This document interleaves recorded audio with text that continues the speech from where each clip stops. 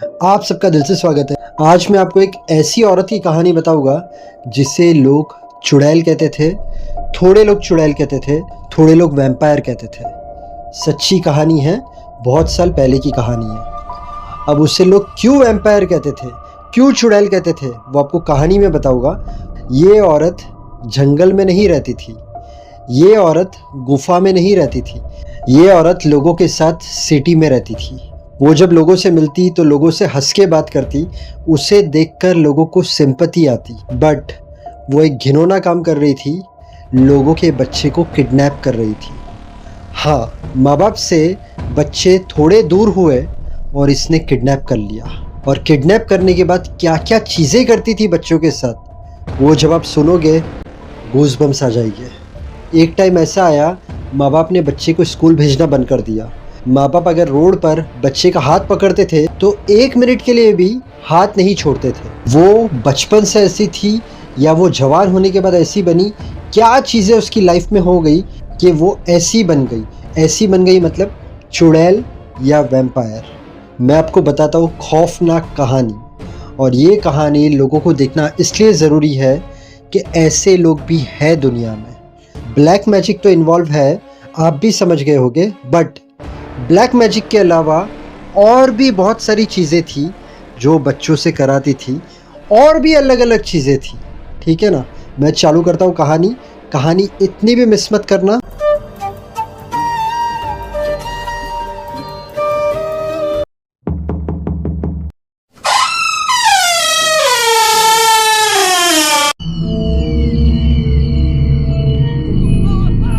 एनरिकेटा मार्ती, उसका जन्म होता है 2 फरवरी 1868 स्पेन कंट्री में। गरीब परिवार में पैदा होती है। वो बड़ी होती है तो सबसे पहले वो नौकरानी बनती है, लोगों के घर में जाके काम करती है। उसके बाद वो नैनी बनती है, बच्चों को संभालती है। बट उसके बाद दिन ब दिन उसे रहती है पैसे की लालच, उसे चाहिए रहती है लग्जरी लाइफ। तो वो अपना पैर रखती है एक बहुत अलग जगह पर, कह सकते हैं बुरी जगह पर, प्रोस्टिट्यूशन में। वहाँ पर वो चली गई, उसके पास पैसे आने लगे। थोड़े समय बाद उसका अफेयर होता है एक पेंटर से जिसका नाम रहता है जुआन।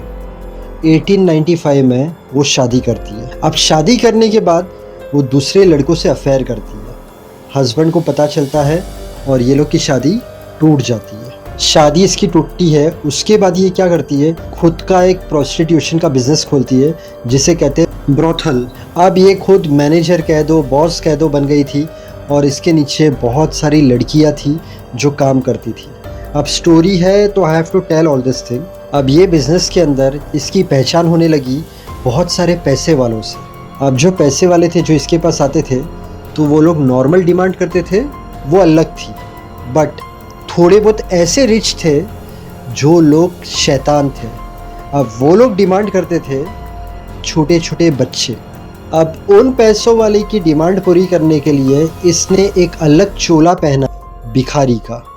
ये बैगर बन जाती, लोगों के सामने भीख मांगती, लेकिन इसने चालू किया लोगों के बच्चों को उठाना।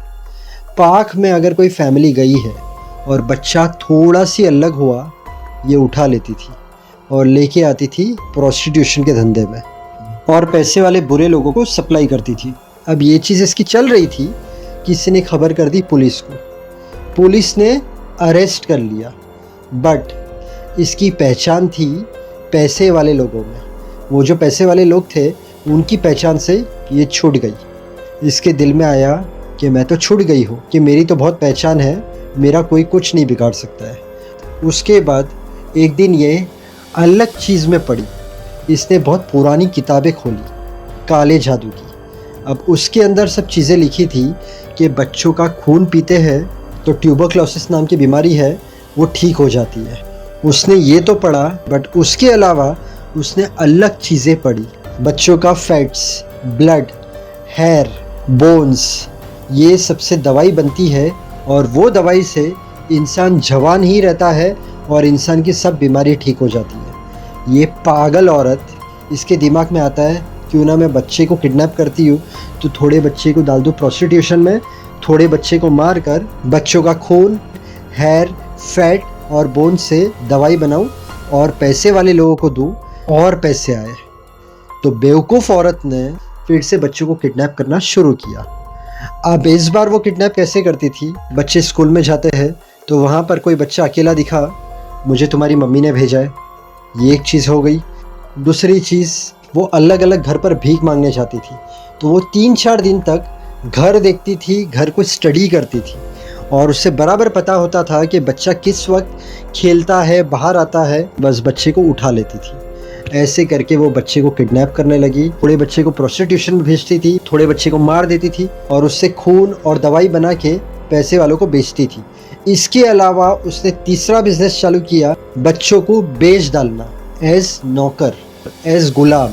अब जिस स्पीड में बच्चे गायब हो रहे थे तो पूरा शहर डर गया था। माँ बाप बच्चों को बाहर खेलने के लिए नहीं भेजते थे। माँ बाप अगर बाहर जाते थे तो बच्चे को 1 मिनट के लिए भी अपने आप से दूर नहीं करते थे। माँ बाप बच्चे को स्कूल लेकर जाते थे, स्कूल से लेकर आते थे, बहुत ध्यान रखा जा रहा था। थोड़ी पुलिस बिकी हुई थी, थोड़ी पुलिस थी वो सीरियसली उस औरत को ढूंढ रही थी। ये औरत बच्चे किडनैप करती थी 5 साल से लेके 15 साल के बीच, बट मैक्सिमम ये जो बच्चे किडनैप करती थी उनकी एज रहती थी 5 से 10 साल। बहुत कम बच्चे रहते थे जो 10 से 15 साल के रहते थे। आता है 10 फरवरी 1912। ये किडनैप करती है एक छोटी बच्ची को जिसका नाम रहता है तेरेसिटा। पब्लिक ऑलरेडी बहुत भड़क चुकी है, लोग ध्यान भी रख रहे हैं बच्चे का। इन बिटवीन ये बच्ची की खबर आई कि किडनैप हो गई है तेरेसिटा। सब पेरेंट्स, सब पब्लिक रोड पर उतर गई थी कि किडनैपर जहाँ पर भी मिले उसे पकड़कर मार डाले। अब पुलिस के ऊपर प्रेशर आया, पुलिस ने भी ढूंढना चालू कर दिया। ये लड़की जो गुम हुई थी इसकी तस्वीरें हर जगह पर फैल गई। अब वो लड़की के नसीब इतने अच्छे थे कि उस लड़की को इसने मारा नहीं था। इसके पता नहीं क्या प्लान हो गए। उसके बाजू में एक नेबर रहती थी जिसका नाम था क्लॉडिया। किसके बाजू में? मार्ती के घर के बाजू में, मतलब किडनैपर औरत के बाजू में। अब क्लॉडिया ने एक दिन एक छोटी लड़की को देखा। वो छोटी लड़की विंडो में आई और विंडो बंद हो गई। तो उससे अजीब लगा कि ये छोटी लड़की को तो मैंने आज तक कभी देखा नहीं है। उसने जाके दूसरे को बात की और वो लोग ने जाके पुलिस को इन्फॉर्म किया। 27 फरवरी 1912 को पुलिस इसके घर पर पहुंचती है। पुलिस दरवाज़ा नॉक करती है। जैसे वो दरवाज़ा खोलती है, पुलिस कहती है कि हमें कंप्लेन आई है कि आपके घर पे चिकन है। उन दिनों उस जगह पर किसी को भी चिकन रखना अलाउड नहीं था due to different reasons, noise, बुरी बदबू, कोई बीमारी फटी थी उस वक्त। तो इन शॉर्ट उन दिनों चिकन रखना अलाउड नहीं था। पुलिस कहती है हमें कंप्लेन मिली है कि आपके घर पे चिकन है। वो कहती है नहीं है। पुलिस कहती है हमें चेक करना है। वो कहती है नहीं है। पुलिस घर के अंदर घुस जाती है और पुलिस घर के अंदर जो देखती है, पुलिस शॉक हो जाती है। अंदर पुलिस को एक लड़की नहीं 2 लड़की मिलती है, तेरेसिटा और एंजेलिटा। पुलिस को 2 लड़की तो मिली, बट उसके साथ साथ पुलिस को मिलता है एक जार जिसके अंदर ब्लड था। बहुत बड़ी चाकू मिलती है जिससे मीट को काटा जाता है। बहुत बड़ी बैग मिलती है, उसके अंदर कपड़े रहते हैं पूरे ब्लड वाले। अब और क्या क्या मिला मैं वीडियो में नहीं कहता हूँ, मैं बताऊँगा तो कहानी डिस्टर्बिंग हो जाएगी। बट बहुत अलग अलग चीज़ें मिलती है। बस पुलिस उसे अरेस्ट करती है, वो चिल्लाती है, बट उससे जैसे बाहर लेकर आते हैं पब्लिक उसके पर टूट पड़ने जाती है, उसे फटाफट जेल लेकर जाते हैं। उसके बाद तेरेसिटा से पूछा जाता है कि तुझे किडनैप कैसा किया था। वो कहती है मुझे कैंडीज़ की लालच दी, मेरी आंखें बंद की, मुझे उठाकर यहाँ पर लेकर आई, मुझे रूम में बंद कर दिया गया, मेरे बाल उसने काट दिए और मुझे कहने लगी कि मुझे मामा कहे, आज से मैं ही तेरी माँ हूँ, तेरे पेरेंट्स अब नहीं हैं। वो एंजेलिटा से पूछा जाता है तूने क्या देखा है? तो वो कहती है मैंने मेरी आंखों से देखा है, इसने 5 साल के लड़के को किचन के टेबल पर मार दिया था। तेरेसिटा से पूछा गया कि तू विंडो तक कैसे आई? वो कहती है मार्ती का ध्यान नहीं था, मैं थोड़ी देर के लिए आई विंडो की तरफ और जैसे मैंने देखी मार्ती आ रही है, मैंने तुरंत विंडो का डोर बंद कर दिया। मार्ती को जेल में लेके गए। टाइम बीता, तारीख आती है 12 मई 1913। उसे कोर्ट में लेकर जाने वाले थे, लेकिन उससे पहले ही न्यूज़ आती है कि मार्ती मर गई। किसी ने कहा उसने सुसाइड कर लिया, किसी ने कहा जेल के अंदर ही लोगों ने उसके ऊपर अटैक किया और उसे मार डाला, क्योंकि लोगों को पता चल गया था कि इसने क्या किया है। थर्ड चीज़, रिच आदमी लोग, जो पैसे वाले आदमी लोग के कांटेक्ट में थी, वो उन लोगों को डर थी कि अगर मार्ती ने उन पैसे वालों का नाम दे दिया तो उन पैसे वाले लोग ने इसे जेल में मरवा दिया। इस तरीके से मारुति का भी भयानक अंत हुआ। अगर आप पहली बार आए हो मेरे चैनल पर तो यहाँ पर मैंने थंबनेल डाला है।